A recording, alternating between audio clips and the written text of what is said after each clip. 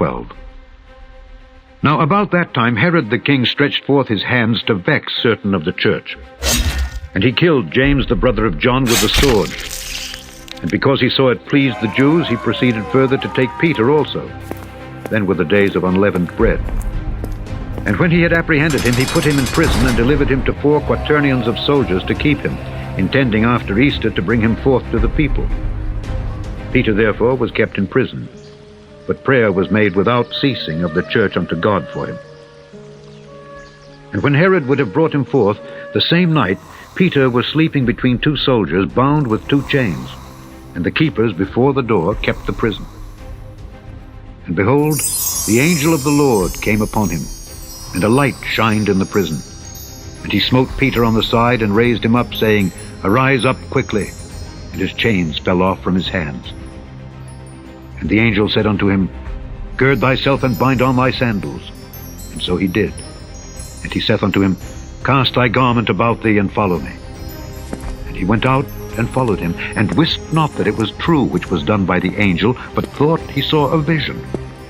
When they were past the first and the second ward, they came unto the iron gate that leadeth unto the city, which opened to them of his own accord. And they went out and passed on through one street, and forthwith the angel departed from him. And when Peter was come to himself, he said, Now I know of a surety that the Lord hath sent his angel, and hath delivered me out of the hand of Herod, and from all the expectation of the people of the Jews.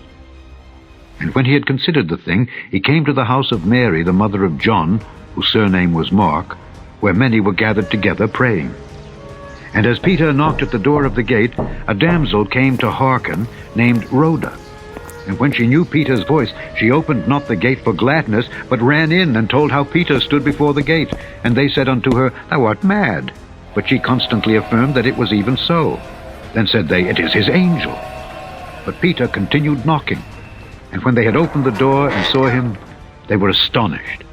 But he, beckoning unto them with the hand to hold their peace, declared unto them how the Lord had brought him out of the prison. And he said, Go show these things unto James and to the brethren. And he departed and went into another place. Now as soon as it was day, there was no small stir among the soldiers what was become of Peter.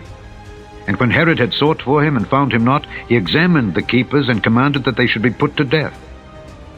And he went down from Judea to Caesarea, and there abode. And Herod was highly displeased with them of Tyre and Sidon. But they came with one accord to him, and having made Blastus the king's chamberlain their friend, desired peace, because their country was nourished by the king's country. And upon a set day Herod, arrayed in royal apparel, sat upon his throne, and made an oration unto them. And the people gave a shout, saying, It is the voice of a God, and not of a man. And immediately the angel of the Lord smote him, because he gave not God the glory, and he was eaten of worms, and gave up the ghost. But the word of God grew and multiplied. And Barnabas and Saul returned from Jerusalem when they had fulfilled their ministry, and took with them John, whose surname was Mark.